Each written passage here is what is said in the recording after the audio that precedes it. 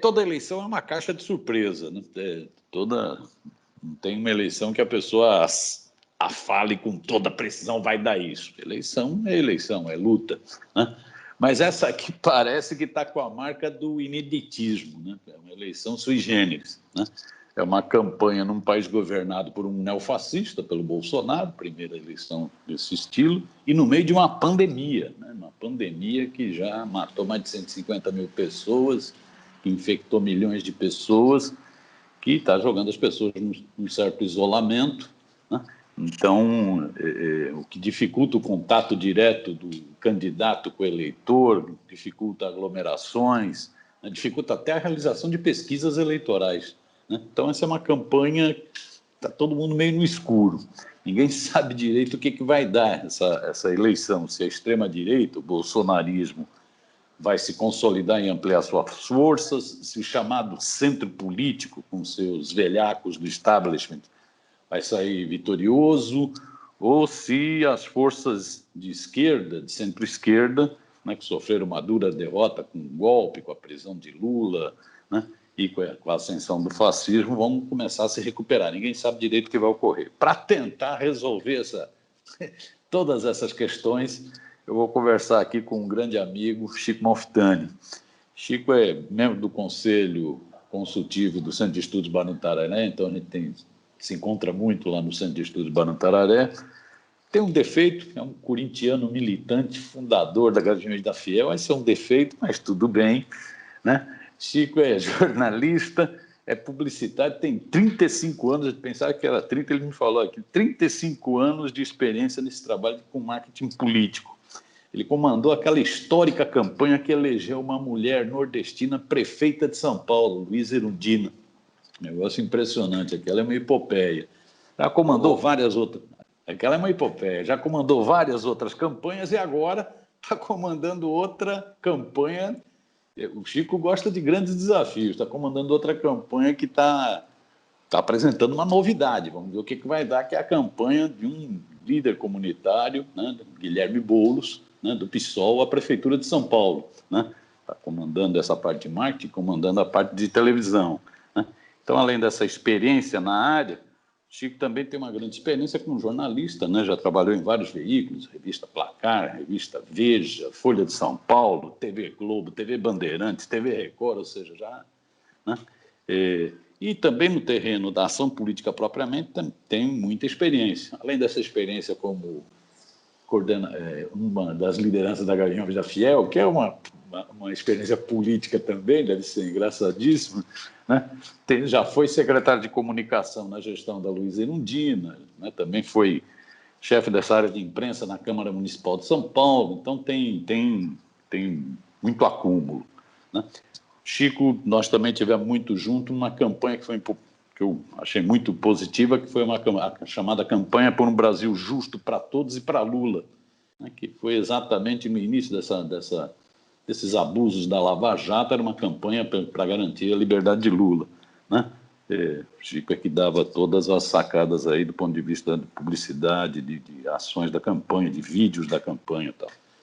É com base, então, nessa vasta experiência que eu vou conversar com ele para ele resolver essas minhas dúvidas aqui.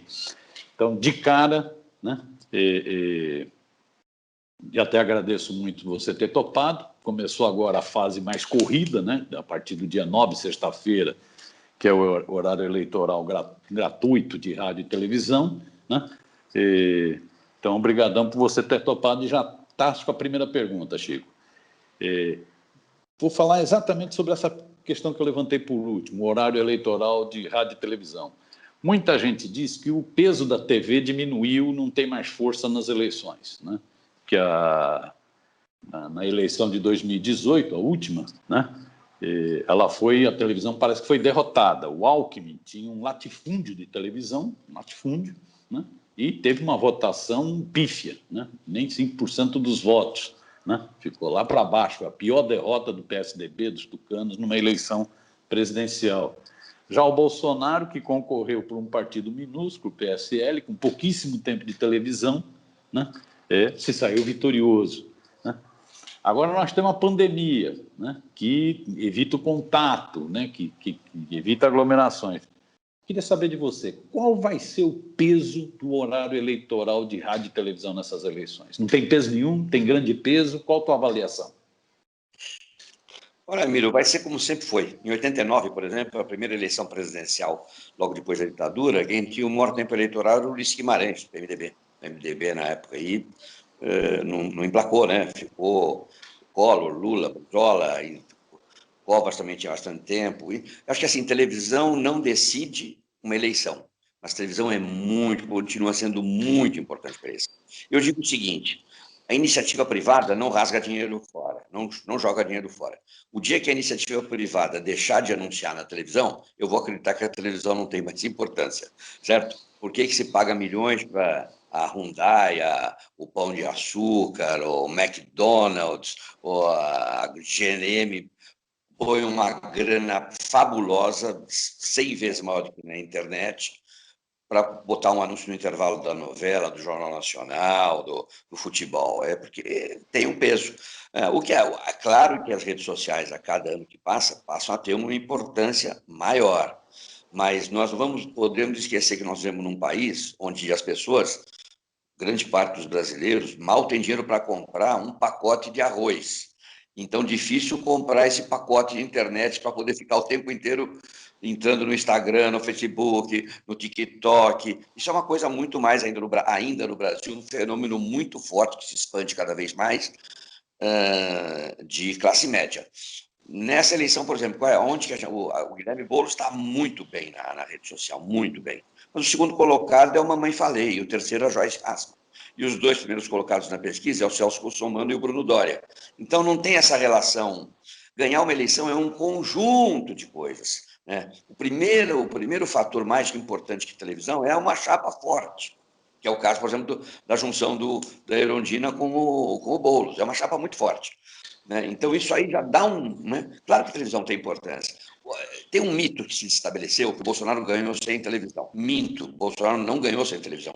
Primeiro que ele foi pelo folclorismo dele, talvez pelo esquema que ele montou de comunicação, ele compareceu a todos os programas populares de TV da TV brasileira no período que antecedeu a eleição. E nunca foi muito questionado, aquilo virava um folclore, aí que virou aquela história do cara falar bobagem, falar em mito, tinha uma estratégia por trás disso. Segundo, ele usou a rede social no esquema Steve Bannon, Cambridge Analytics, né, com impulsionamentos gigantescos, né? Uma postagem, uma fake news da mamadeira de piroca ou do kit gay chegava num apertar de botão para milhões de brasileiros no Zap, né? O Zap você não precisa entrar em pacote de internet, você tem a televisão, então o Zap foi o impulsionamento que a Patrícia Campos Melo chegou a denunciar na Folha de São Paulo, né, foi muito forte. Então, houve um esquema, o mesmo que ocorreu na Inglaterra, né, na questão do Brexit, que existiu na eleição do Trump, é um fenômeno mundial, ou na Turquia, ou na Índia, né, é um movimento da ultradireita, né, fundamentalista internacional, que criou isso no mundo inteiro. Foi até na Bolívia, teve isso, na Argentina, está começando a ter na Argentina agora. Então, é um movimento muito forte. Agora, isso é impulsionamento, porque eu posso fazer uma postagem maravilhosa e eu vou postar para os meus amigos, para os meus grupos próximos, mas ela não vai ter o alcance de milhões de brasileiros. E ele teve isso. Depois, teve um episódio fundamental, que foi o episódio da facada. Talvez um dia a história dê uma versão diferente dessa oficial até agora, né? Às vezes as coisas aqui no Brasil demoram 50 anos para aparecerem, né, na história. E com a facada, ele tinha um melhor horário eleitoral. Ele aparecia todo dia no intervalo. Ele aparecia todo dia no noticiário do Jornal Nacional, no Jornal da Record, no jornal do SBT. Muito bem. Como uma vítima de um atentado. Foi entrevistado pelo Datena, na Bandeirantes, durante mais de meia hora, no horário nobre. Então, a facada proporcionou a ele uma exposição de televisão muito grande. E no segundo turno, ele teve horário eleitoral igual ao do Haddad.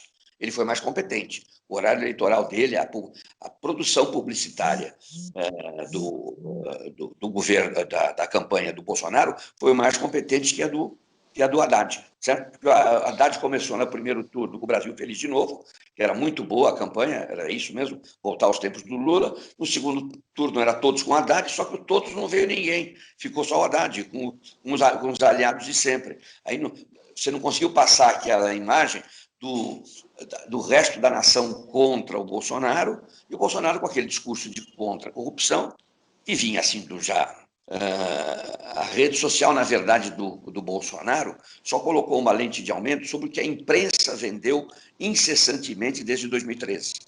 Então, isso foi um resultado. Não é que se ele tivesse surgido em 2018 e entrasse com essa história de contra a corrupção, se não houvesse 2013 até 2018, como a mídia, como os comunicadores populares, como os comentaristas políticos, como todos nós, todos têm responsabilidade pelo Brasil que nós estamos vivendo hoje. O jornalismo brasileiro é o maior responsável pela louvação da Lava Jato, pela demonização da corrupção com relação à esquerda. Não estou dizendo que a esquerda não cometeu erros, claro, né? Mas no fundo, né, se derrubou a esquerda, não pelos erros que ela cometeu, mas pelos acertos dela. Né? Foi por isso que ela foi derrubada, porque ela acertou pela melhoria de vida da população, por um projeto político. Então, havia uma estrutura de comunicação que veio de 2013 até 2018, e o Bolsonaro botou uma lente de aumento sobre isso e tomou a facada e usufruiu disso. Então vamos. Fiz toda essa introdução para chegar à televisão hoje. A televisão hoje continua sendo importante, né? A direita continua usando a palavra corrupção como sua palavra-chave, de 2013 para cá. Continua até hoje para a gente. Bolsonaro não falou outro dia que acabou a corrupção, acabou a Lava Jato, que acabou a corrupção no governo dele? Porque não importa, uma mentira inúmeras vezes pode acabar virando uma verdade, vira uma verdade. Então, a televisão continua a ter importância. O horário eleitoral, você pode ver em qualquer eleição. A eleição só começa de verdade, por melhor que as redes sociais, a hora que começa o horário eleitoral. Porque quando começa o horário eleitoral, mesmo na rede social hoje, quem está interessado na política busca a informação na rede social. Mas a grande maioria que não está interessado na política, além de receber os WhatsApps das fake news, ele só começa a entender a campanha e começa a participar quando ele liga o rádio, quando ele assiste, mesmo que seja en passant, ele está vendo a televisão, aparece o candidato, aí a conversa vai para a mesa de botequim, vai para a roda do futebol.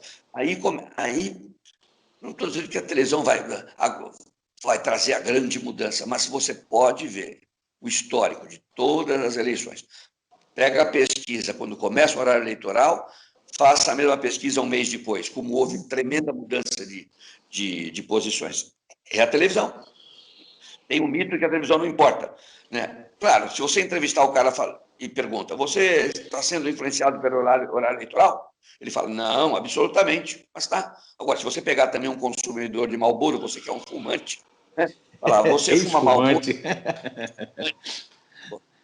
você fuma Marlboro porque você se sente um cowboy na terra de Marlboro, quando você lá em cima daquele cavalo nas pradarias geladas do Ohio.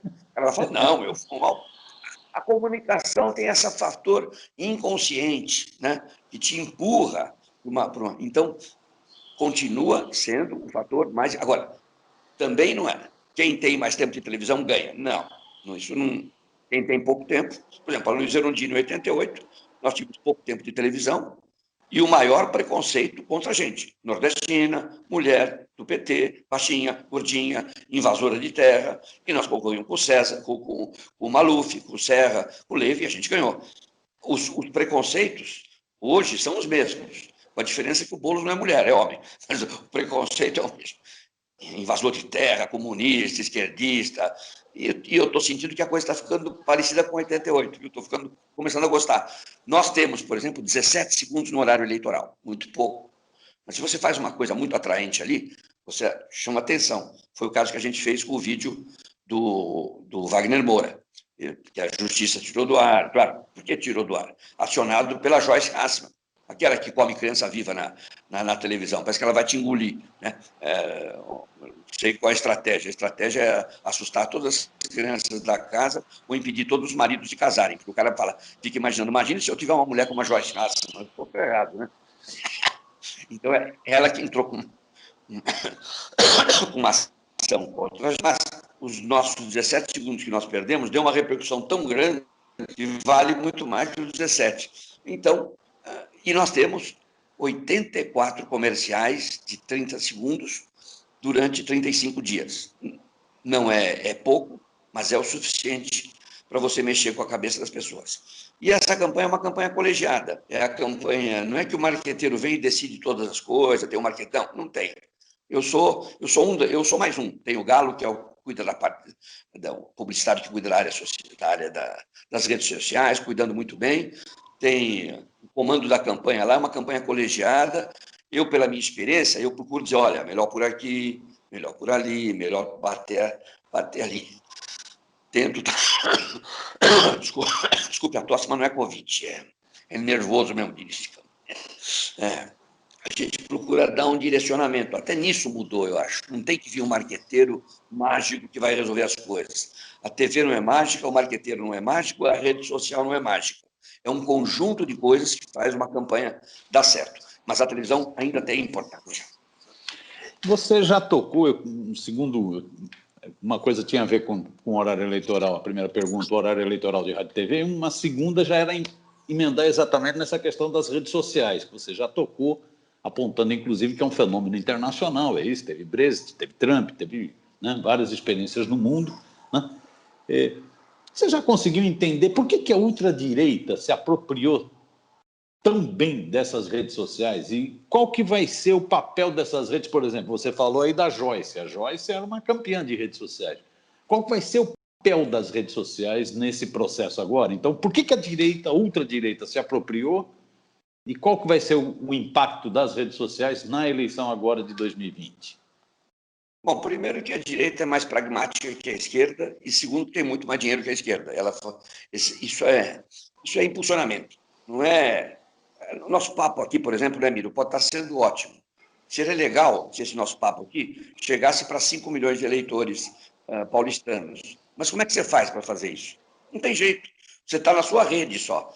Agora, se você for no esquema que o Bolsonaro usa, que o Trump usou, né, você vai fazer um esqueminha lá irregular de impulsionar isso gastando grana, fazer com que essa nossa conversa chegue para milhões. Então, a diferença básica é dinheiro, né? Talvez porque os governos de esquerda, né, não tenham entendido direito. Eu incluo nisso o governo Lula, governo Dilma, governo Haddad, em São Paulo, e não entenderam direito o papel disso, né? Então, a força disso, a direita entendeu e impulsiona isso de uma maneira brutal. A diferença é essa audiência. É como assim? É como eu fazer um comercial de televisão super bem feito, a esquerda faz um comercial de TV super bem feito e ela passa uma vez por dia na TV, em 24 horas. A direita faz um comercial que é todo recheado de fake news e passa 20 vezes por dia na televisão. O que muda a diferença? É a grana, o que você paga para anunciar. No fundo, a diferença é essa. Faltou recursos. Os tribunais eleitorais que deveriam fiscalizar isso estão correndo atrás sabe, o tribunal parece assim, aquele burro que corre atrás da cenoura que está pendurado na cabeça. Ele não alcança, porque a fake news aparece até você entrar com o processo, aquilo já fez aquele estrago. Então, esse é um grande problema, na verdade, isso é um problema das plataformas. Isso está sendo discutido no mundo inteiro, na Irlanda, na França. Essas plataformas viraram monstros que dominam o pensamento mundial. Elas sabem de tudo sobre todos nós. E elas decidem o que nós vamos ouvir e ver. Enquanto se bobear, saber mais da gente do que a gente mesmo. Ela sabe. Então, acho que isso é uma questão de problema radical para a democracia. Você vê o último filme da Netflix que eu li, aquele, como é que chama? Fugiu o nome. De intrigas. São próprios os próprios executivos, ex-executivos do Facebook, do Instagram, falando, eu não deixo meus filhos verem isso, porque é um negócio, é uma rede que, ao mesmo tempo, quando a gente achou que surgiria, e esse foi o lado que a esquerda, puxa, nós vamos ter a nossa voz, a liberdade, né? Porque as fake news, vamos cá entre nós, sempre existiram.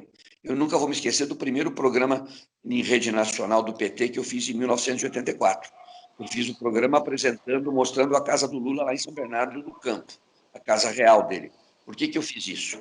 Porque em 1985, 84, em São Paulo, ou em outros lugares, se dizia claramente que o Lula tinha abandonado o sindicato e formado um partido e tinha ganho uma casa no Morumbi. Não tinha rede social, Mas era o que corria.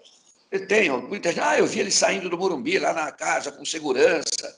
Então, nós tivemos que fazer um programa para mostrar onde o Lula morava, na rua Maria Azevedo Florence, lá em São Bernardo do Campo, para mostrar que... Então, a fake news sempre existiu. Só que a velocidade com que ela entra e a penetração que ela entra com a rede social dominada pela direita é muito nefasta, muito rápida. E isso, a sociedade como um todo, se quer preservar a democracia, precisa tomar conta disso. Não cercear a liberdade, né? Mas precisa tomar conta disso, porque senão isso vai ser um mal para a democracia. Não é para a esquerda ou para a direita, é para a democracia. Né? Porque aqui não se trata mais de luta entre esquerda e direita. Se trata de uma luta entre a democracia e um fundamentalismo religioso, direitista, extremista, né? Nada a ver com as igrejas pentecostais antigas, as metodistas, mas esse grupo de assaltantes, né? Tipo os Malafaia da vida, os Macedo, né? E agora eles montaram uma rede com emissoras mesmo de televisão, né? Quando me perguntam se a televisão tem importância, eu pergunto aonde foi que as igrejas neopentecostais cresceram? O espaço que elas tiveram na televisão. Aí os nossos governos de esquerda deram esse espaço, consentiram que eles usassem espaço das emissoras, que são concessões públicas, para vender aquela cura absurda das doenças. Então, é um sistema complexo. Cabe a gente resistir do jeito que dá. Estou aqui, com meus 70 anos, tentando resistir num pedacinho aqui desse mundo grande que é São Paulo. Né?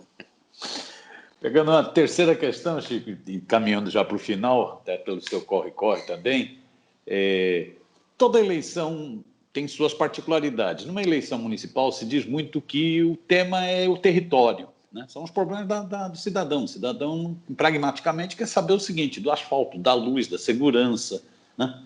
Só que essa eleição está sendo feita num Brasil dominado pelo bolsonarismo, por essa coisa de extrema-direita, né, de ódio, de violência, né, ultra neoliberal na economia e ultra conservadora nos costumes, nos direitos civis, autoritária na política e tal. Como que vai dar, você que vai estar aí pilotando a campanha do Boulos, como vai se dar essa relação entre o território e a questão política mais geral? Vai ficar só no território? Como que vai fazer isso? Olha, eu sou veteraníssimo em campanha de prefeitura, né? Não só em São Paulo, São Bernardo do Campo, Natal, Florianópolis, fiz, fiz muitas campanhas e sempre briguei com o comando de campanha, dizendo, gente, o que importa é a cidade. O cidadão mora na cidade, é ali que ele toma o ônibus, vai na fila do médico, trabalho, aqui é o local de tudo. Esta campanha está com uma característica diferente, que nós estamos vivendo exatamente pela polarização extrema que o país está vivendo. É a primeira eleição de prefeitura que eu participo, que o tema nacional tem importância, sim, tem. Vai ter uma influência. Os bolsonaristas vão votar no candidato do Bolsonaro, né? Quem é contra o Bolsonaro vai votar naquele que tiver melhores condições de enfrentar o bolsonarismo, né? Vai ter a questão do Dória também, que é um futuro candidato a presidente, que tem. Então, eu acho que vai ter uma relação, né, o Bolsodória aqui que ajudou a eleger. Agora o Bolsodória pode derrubar, tem grande chance. O Bolsodória pode derrubar. Tem grande chance de derrubar candidatos vinculados ao Bolsonaro e ao Dória. Eu acho que nós temos um movimento. Uma coisa importante aqui, que é característica de São Paulo, Miro, vamos lembrar comigo, desde a eleição do Jânio, primeira eleição, Jânio prefeito, quem sucedeu? Luiz Erundina. Saiu Luiz Erundina, entrou Paulo Maluf. Saiu Maluf, entrou Marta. Da Marta veio Serra Kassab, né? Do Serra Kassab veio o Haddad. Do Haddad veio o Dória. Você repara, é direita, esquerda, direita, esquerda. Os problemas, muito difícil reeleição em São Paulo. Teve Maluf com Pita e Serra com Kassab. O resto não é. Estou sentindo que está chegando, inclusive com os com os desacertos do Dória, com ter largado a prefeitura, com a atuação absolutamente inoperante do Covas, que se salva na imagem, enfim, e pela questão que a doença que acometeu ele, a gente espera que viva bem, né, uma coisa, mas as pessoas têm pena do Dória, do Covas, né? Mudou a fisionomia. Se não fosse isso, ele já estava em quarto lugar, né? A prefeitura foi totalmente inoperante, o PSDB foi destroçado em São Paulo. Então, ele se mantém porque tem essa coisa emocional, veio a pandemia, para ele até a pandemia foi um fator importante, ele se manteve ali sereno, nem era o Dória era o cara que ia para o confronto com o Bolsonaro, e ele se manteve ali mais com a coisa da doença, pois pegou também. Mas eu acho que está cheirando a outra virada aqui, entendeu? Como normalmente acontece em São Paulo. Além disso, tem a questão nacional que é muito presente. A sociedade, qual é a cidade do Brasil que o Bolsonaro tem a maior rejeição? A grande cidade brasileira. São Paulo. 49% não vota em quem o Bolsonaro apoiar. Ao mesmo tempo, o Russomano vai à televisão e diz: sou o candidato do Bolsonaro. Ele quer se segurar nos seus 30%, naqueles 30%, 35% que apoiam o Bolsonaro aqui. Então, estão sendo muito fortes isso aqui. No segundo turno, isso vai ser. Aí é uma outra eleição, né? Aí vai ficar mais presente a coisa do bolsonarismo e do anti-bolsonarismo. Tá? Tenho certeza que isso vai ser decisivo no segundo turno, caso vá um bolsonarista para o segundo turno, se for o Russomano. O Russomano tem uma história de que ele é muito fraco, é um candidato muito fraco, por isso que suspenderam todos os debates. A influência do Bolsonaro nas emissoras de televisão foi muito forte, por isso a Record, todas as emissoras de televisão na qual ele tem influência, SBT, Record, Rede TV, cancelaram o debate. O Dória não interessa fazer debate da cultura, porque o Bruno Covas tem 29 comerciais todos os dias na televisão. Então, para que ele precisa? Ele tem televisão. A Rede Globo, que historicamente sempre gosta de ver tucanos batendo asa, né? Gosta dos tucanos, também tem a mesma lógica. Para que nós vamos dar espaço para a oposição se o Bruno Covas tem tanto tempo de TV? Pode ser que esse é um palpite meu, se o Covas começar a cair e o Russomano começar a crescer, pode ser que a Globo até resolva fazer o debate. O que eu só acho que a Globo está errando mais uma vez, como ela errou com o Bolsonaro, né? Ela deixa o monstro crescer, depois o monstro vai engoli-la, né? Como vai ter um Crivella aqui em São Paulo. Então, porque é um absurdo, Miro, na maior cidade da América Latina, não existir debate de candidatos a presidente, para prefeito. Isso nós não estamos mais numa. Aqui é Talibã, então. Não tem liberdade de expressão. Onde que está o jornalismo? O que é isso? Né? Quer dizer, então nós vamos. E aí fica claro a repetição do. Não teve a facada, mas você acha que se o Bolsonaro não tivesse tomado a facada e ele participasse dos debates, ele ganharia a eleição? Claro que não. No único debate que ele foi massacrado pelo Boulos e pela Marina. Tomou um pau da Marina e do Boulos naquele debate, foi devastador para ele. Se ele tivesse ido nos outros debates, a população, né, não teria votado majoritariamente nele. E é o que vai acontecer com o Russomano. O Russomano no debate da Bandeirantes foi patético. Né? Então não pode mais ter debate. Isso pode segurar o Russomano, o voto evangélico, o voto bolsonarista, levar ele para o segundo turno. Agora, quem for com ele no segundo turno vai ter grande chance de ganhar, né? Porque vai unir todo o voto anti-Bolsonaro. Última questãozinha, Chico. Então, você falou aí, papel da televisão, não decide eleição, mas é fundamental. Se televisão não fosse importante, iniciativa privada não investia tanto. Você falou o papel das redes sociais, um fenômeno mundial, né, que tem muito a ver com grana e a outra direita. Você falou toda eleição municipal é território, mas essa vai ter um peso grande do tema nacional. Essa é a síntese que eu estou fazendo. Te faria uma última perguntinha, que é a seguinte: nesse cenário, quais as apostas que você está fazendo? Essa é uma eleição que o bolsonarismo vai estar concorrendo como corrente pela primeira vez numa eleição no Brasil inteiro. Estava querendo uma avaliação mais geral, não de São Paulo agora, na sua opinião. Essa é uma eleição que consolida e faz o bolsonarismo avançar no Brasil? Ou essa é uma eleição, como a mídia tem falado muito, que é o centro que volta com força, o chamado centro que volta com força, né? Vai ganhar as principais prefeituras, né? Ou essa é uma eleição de início de recuperação das forças de esquerda que levaram uma porrada com o golpe de 16 contra Dilma, com a prisão absurda do Lula, com a vitória do fascista em 18. Quais são as tendências? Ultradireita, centro ou esquerda para essa eleição? Tu aposta?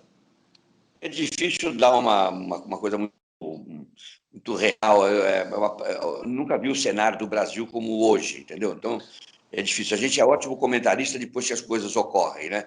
Então, eu me sinto assim, até falo, puta, eu tenho que tirar o que é o meu desejo e o que pode realmente ocorrer, né? O que eu vejo é que o Brasil caminhou para um conservadorismo muito perigoso, né? Esse conservadorismo, ele está presente, existe uma direita agora institucionalizada num país que não existia anos antes, né? A direita se juntava a Fernando Henrique, se juntava a Serra, se juntava, mas até agora tem uma direita mesmo, que está aí, aquela coisa do anticomunismo, aquela coisa maluca que as redes sociais da ultradireita criaram, então existe isso. Mas ela não é majoritária, isso, a questão da eleição do Bolsonaro, nem na eleição do Bolsonaro foi majoritária, ele não teve o voto de 85 milhões de brasileiros, se você juntar os votos do Haddad, os brancos e as abstenções. E ele foi eleito com 57 milhões. Então, não foi eleito pela maioria do povo brasileiro. Mas tem uma direita forte, né? Ainda. Eu acho, pouco pela falta da união da esquerda, né, por um projeto nacional, né? A gente não conseguiu, infelizmente, uma união em torno da esquerda como uma frente, né? Ter criado o nome de uma frente e que aí importasse menos o candidato, mas mais a proposta de Brasil que a gente quer, né? Isso deveria ter ocorrido já desde a época lá do Temer, né? A gente não se acertou até hoje, isso ajuda, você vê que a popularidade do Bolsonaro depende das cagadas ou não, ou das não cagadas que ele fala, não depende dos acertos da esquerda. Ele para de falar bobagem, a popularidade dele cresce, né? Ele paga os R$ 600, que foi a esquerda que propôs, ele queria dar 200, a popularidade dele cresce. Então, não é por atitude da esquerda, é por atitude dele. Quando ele para de fazer aquelas lives com aqueles absurdos, ele cresce e não cai. Porque ele era o pior adversário dele mesmo, né? E é mesmo, né? Que é uma figura absurdamente patético, né? É patético ver o Brasil. Eu só me consolo um pouco quando vejo o Trump nos Estados Unidos. Eu falo, bom, realmente é patético, né? Mas eu acho que aquele bolsonarismo, aquela coisa que nós vimos em 2018, não vai. Não. Isso. Olha, posto todas as minhas fichas que não. Florianópolis, que era uma cidade que votou, acho que foi 80% Bolsonaro, hoje é uma das capitais, que é uma capital de grande classe média, que mais rejeita o Bolsonaro. Quer dizer, o bolsonarismo, daquele jeito como foi, até porque ele se dividiu, né, com o lavajatismo. Aqui você vê, tem o Mamãe Falei com a Joyce Hasselman, com o Russo Manta, ele está dividido, né? Se bem que a direita, quando chega a hora fundamental, ela sabe se juntar melhor, e a gente só se junta, a esquerda só se junta na cadeia mesmo. Né? Então, mas eu acho que aquele fenômeno bolsonarista de consolidação da ultradireita, eu acho que não vai ocorrer. Vai haver focos de resistência, o centro vai entrar em algum ponto, e são os primeiros passos para uma recomposição do país, mas que vai demorar, porque o conservadorismo veio para ficar, né? Por um tempo, vai demorar um pouco. As condições econômicas é que vão. Nós estamos vendo isso na rua. Você passa em restaurante chique, estão lotados, transbordando de gente, transbordando. Os shoppings de coisas de alto nível de grana, nunca se vendeu tanto porte. Quer dizer, o que está acontecendo? E, ao mesmo tempo, nunca se teve tanta gente na rua pedindo esmola, tentando pegar dinheiro, morando debaixo de tanta injustiça. Nós estamos vendo, infelizmente, no Brasil, um distanciamento cada vez maior das classes sociais. Né? A desigualdade está aumentando brutalmente. Onde isso vai parar? Eu não acho que vai lá em coisa boa, certo? E não acho que a direita vai usufruir disso. O que a direita pôde usufruir, ela já usufruiu agora, está usufruindo agora. Daqui para frente, começa um lento caminho de volta. Vai demorar. Espero estar vivo para poder ver essa retomada, né? Como eu vi lá na Argentina, vamos a volver, né? E talvez seja na Bolívia no domingo. Boa, Chico. Excelente, mestre. Você gostaria de acrescentar alguma coisa ou fechamos o boteco? Só vote no Boulos. 50. Pronto, fez Quem a sabe campanha.